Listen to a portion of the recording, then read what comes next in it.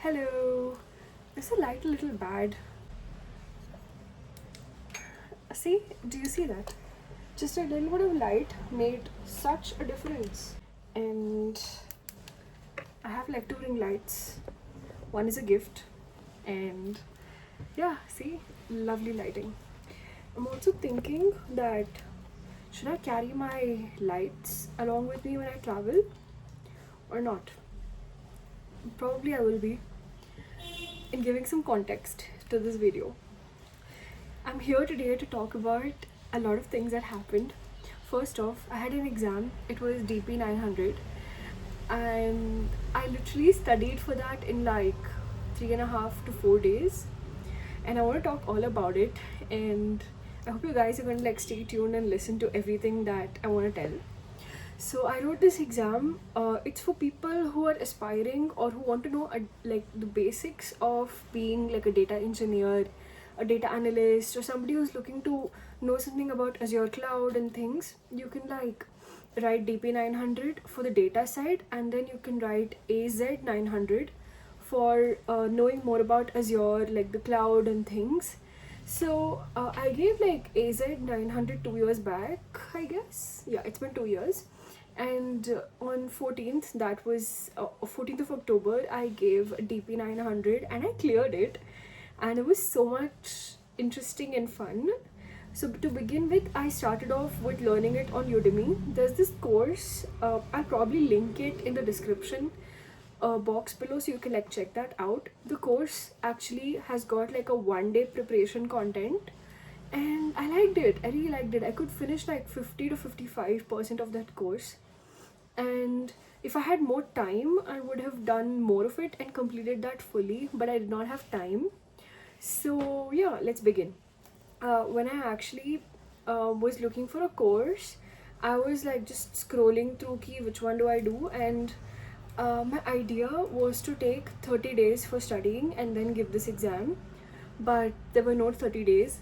When I scheduled it in the beginning, I scheduled it for a particular date, and I pushed that date to a different date, because of which I was not able to like use my voucher. As in, I used my voucher, but then I got this notification from office saying that I'm supposed to be using the voucher within like 30 days of it being given.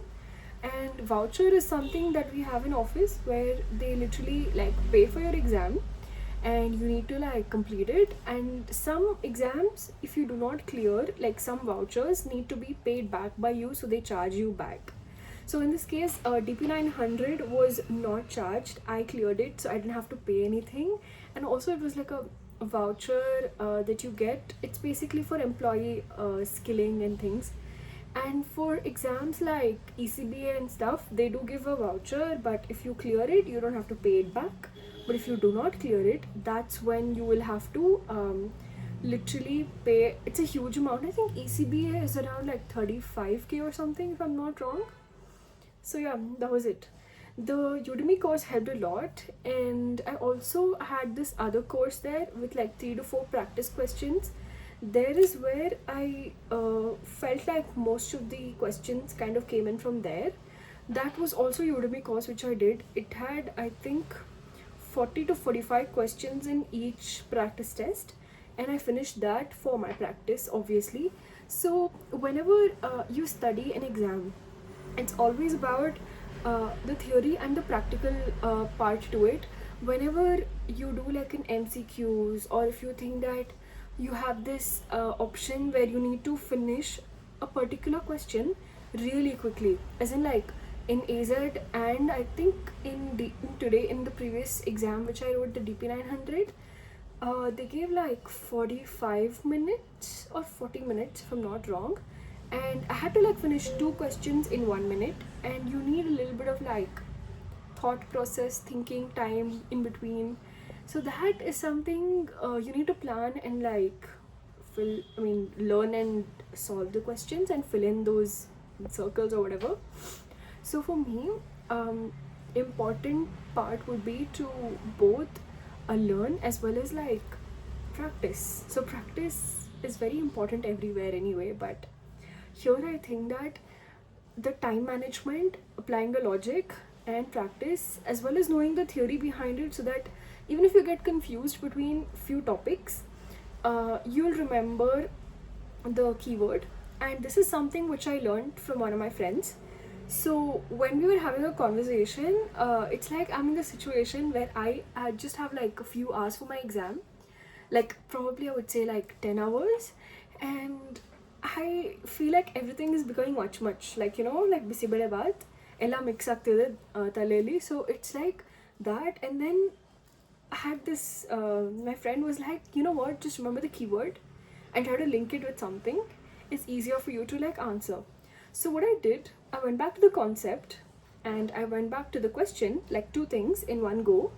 And I'm like, okay, this is my question and this is my answer to it. Why is this the answer to it, and what is the concept behind it? So picking up the keywords from the concept and the question and the answer, and kind of like linking the three things like a mind map. And that actually worked a lot. You know, there's this thing like you need to know the particular concept, and then no matter what kind of question they ask you around it, you will know it. So the way to go is study your study material, learn the question and answers, like practice through, and close your answer book or close your key whatever notes that you have, open the question and the answer and solve it without seeing the answer, and see if you're gonna get it right. And if you do not get it right, don't feel sad about it, just go through it all over again. So on the first day there were like 3 days for studying, because like I said, my date was different and then I had to prepone the date to a different date. So because of which I had just 3 days to study. First day I studied the theory, second day I started with the question bank along with the theory, and third day was just like revision sorts. So one day before the exam, when you are like knowing that next day morning is the exam or next day afternoon, I would say do a revision of all the answers which you think you do not know or which you are not getting, and you'll get to know that the ones which you don't know easily when you're doing the method which I told you. Like you close all the questions, all the answers, you close them and then you just see the questions and you're like, okay, this is the question, what's the answer for this? So when you think it's wrong, mark it. So I use shapes for it and I use shading because it's fun. So I use squares and rectangles to know that I'm not getting that question. So when I mark them as a square or rectangle, it's the first attempt of me not getting an answer. And then when I next time when I'm revising it, I go through only the rectangles or the squares. So when I go through that and I still don't get the answer, even in the second revision, I mark it as a circle. And then in the third revision, I give special emphasis on the circles and the rectangles, obviously, like the circles, because it's the second time that I'm not getting it. And then I just revise the whole thing once, how much ever I can, before the exam. Like, let's say exam is at 8 o'clock and I'm just like revising at 7ish. And I make sure I close everything and stop revising at least 20 minutes before the exam, because you don't want to like be in that panic mode. And the exam, Microsoft one, it's like you need to check in 30 minutes before the exam. So my exam was at 8:45, I guess, and I checked in at 8:15. And no, sorry, it was at 9:45. I checked it at 9:15, but you get the concept, right? The system test and all of that stuff, they basically ask you to do before the exam. So complete testing your system, see if no apps are coming in and the network is great, you're connected to a good internet connection, you have your power cord, you have your everything near you and plugged in. And thumb rule, no objects on your table except your extension cord, no devices near you, no food near you, even around you.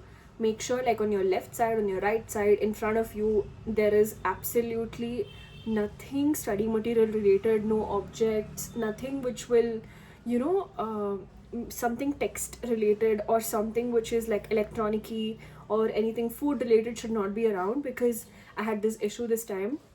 I had a side table, okay, and on that side table I had put in a couple of things, like I had my pen stand on it, I had my my best friend gave me my birthday gift, which is this one. It's the BTS it's a lamp, so I had this. and all of it, and they made me take out all of this and put it like behind me so that I don't get to like look at it. It's nothing major. I understand it's an exam rule, but you know, keeping all your space really decluttered and clean and exam related जो भी उन्होंने बोला है, like everything has to be done. Otherwise they make you do it. You know, your proctor comes, like unmutes themselves and texts you saying I want to have a call with you, and then you're like okay, and then they start telling you remove this, remove that, put this behind you. The main thing is around you, in front of you there should not be anything like whatever I mentioned. So that happened, and once you do all of that, before this also there's a step where they'll ask you to take pictures of your room, basically your left and your right and your front and your back as well. So you have to do that, which is pretty important. And once all of that is cool and okay, you'll have your console access, they'll take control of your system and they'll release the test to you. You get an option to change the background of your text. You can make it like dark, you can make it light. So I changed my exam console to dark mode because I love dark mode for some reason. And yeah, that's how I did my test. You also have an option to take a break, but I don't think you can go back to the questions before which you've solved if you take a break. Which means to say, let's say I solved 10 questions and I want to take a 5-minute break. So I click the break and I go for my break, and then when I come back I cannot access the previous 10 questions which I've already solved. So that kind of like locks out for you, and you can solve the other 30 or 40 questions which is ahead. I personally didn't take a break because I know that I had like just 40 minutes and I spent like 35 minutes I guess in the test itself, solving everything and all of it. You get an option to review. You can select review checkbox if you want to review your question back after you solved it. So that was really helpful because I had like 10 questions for review because I was kind of not sure with the answer, and after doing a little bit of thinking and everything I kind of like reviewed them and just removed it out of review. And you also have this option where you can like use whiteboard. I guess you can use a calculator and all of that is allowed. For this exam I didn't use a calci, that was not required, but I really found the console cool and it was just like giving a practice test. So yeah, that's why, sorry about that sound. So it's the main road, okay? So yeah, main thing is when you do your practice test you already are in that pseudo atmosphere, exam atmosphere, so you feel like you've already done this before, it's nothing new. And that's really cool about practice tests, so you have to write your practice tests. So yeah, that was pretty much it. The thing about learning the question and answers was something that was super helpful. I had access to this website called Exam Topics. They have this set of question and answers accessible to you, and it's mostly like a mock test, like mock papers you can go through. Like how when you used to study for boards or you study for like engineering or whatever, you have like 10 years question papers and you go through them one by one and see what kind of questions come in and then how they work. It's basically just like that. You can go through that. It's a really good website which my friend told me and also my colleague. So I went through this and that helped me. Udemy helped me, and then the Microsoft website in itself has some study material which I didn't use, but it's really helpful is what people say, and I've read reviews as well. So yeah, Udemy and Exam Topics the way to go. And also Udemy practice questions like courses are there, that also is really helpful. And yeah, that's pretty much in this video what I wanted to talk about and share about my Microsoft DP 900 exam. I got like 935 940 marks out of like 1000, which is like cool. But then you know what, when I went and told it home, they were like, where did you lose the other marks? Like you're supposed to get like out situation. And I think everybody gets that, like they get it in their house that where did you lose that marks, you know. And that's a good thing that they actually asked, because it's always good to, you know, learn the things which you're missing out and improving and being better, you know. So yeah, that's it for this video. I hope it helped my exam prep for 900 DP 900. And yeah, that's it. All the best if you're giving the exam, and I hope whatever I did would help you also to learn that way. And it's always possible if you like focus and dedicate some time out. Even if it's the last minute, it's always possible to crack it if you do it the right way.